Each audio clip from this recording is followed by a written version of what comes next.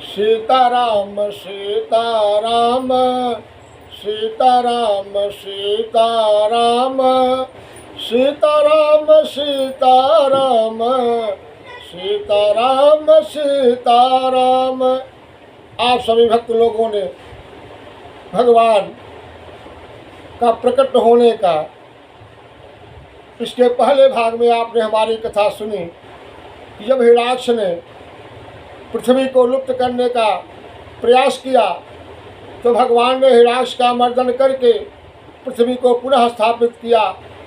उसके तत्परांत जब हिरण्यकश्यप ने देखा हमारे भाई की मृत्यु हो गई, हिरण्यकश्यप बड़ा क्रोधित हुआ और उसने इतनी कठोर तपस्या की, इतनी घनघोर तपस्या की। उस तपस्या के प्रभाव से भगवान ब्रह्मदेव प्रसन्न हुए। भगवान ब्रह्मदेव के प्रसन्न होने पर हिरण्यकश्यप ने ऐसा वरदान मांगा कि न मैं दिन में मरूं, न मैं रात को मरूं, न सुबह मरूं, न शाम को मरूं, न मनुष्य से मरूं, न देवता से मेरी मृत्यु।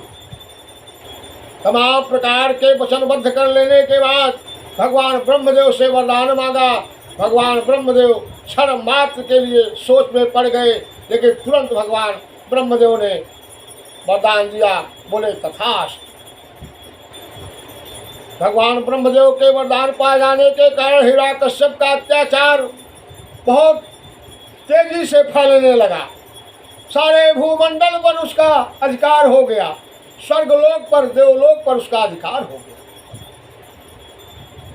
सभी देवता घबरा गए, ब्रह्मदेव के पास गए, स्तुति किए। ब्रह्मदेव भगवान भोलेनाथ के साथ श्रीहरि के पास गए। भगवान श्रीहरि ने अपना ही अंश हिरण्यकश्यप के यहाँ भेजा, जो हिरण्यकश्यप के पत्नी कयाधु के गर्भ में जाकर निवास किया, और वह अंश आगे चल करके प्रहलाद रूप में प्रकट हुआ, जन्म लिया, और वह प्रहलाद भगवान श्री विष्णु का परम भक्त था। अपने भक्त प्रहलाद को निमिष मात्र बना करके भगवान ने खम्भ से निकल करके नरसिंह का अवतार लेकर के हिरण्यकश्यप का मर्दन किया। हे देवी, यह प्रथम जन्म का भगवान का अवतार का रूप है। हिरण्यकश्यप और हिरण्याक्ष का मर्दन किया। हिरण्यकश्यप हिरण्याक्ष की मृत्यु होने के बाद ये दोनों भाई अगले जन्म में रावण और कुंभकर्ण। जब रावण कुंभकर्ण हुए उस समय भी इनका पूरे भूमंडल पर, स्वर्गलोक पर इनका एक छत्र राज्य।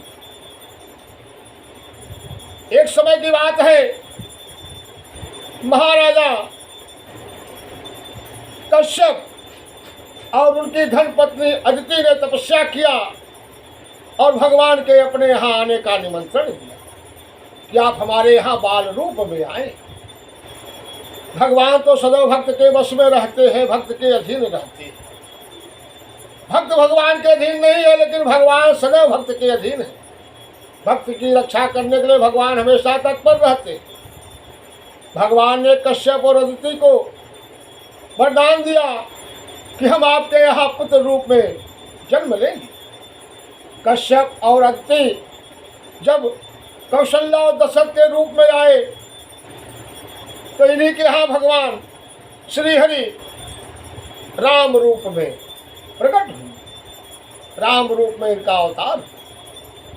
राम रूप में आने के बाद इन्होंने रावण और कुंभकर्ण का मर्दन किया। एक कल्प की बात यह है, हे भवानी, एक कल्प में जलंधर नामक राक्षस का इतना अत्याचार इस भूमंडल पर बढ़ गया था कि भूमंडल से होते हुए स्वर्गलोक और देवलोक तक जा।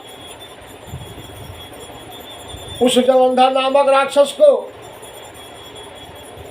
मारने के लिए भगवान भोलेनाथ स्वयं आ गए, लेकिन भगवान भोलेनाथ उसे परास्त नहीं कर सके।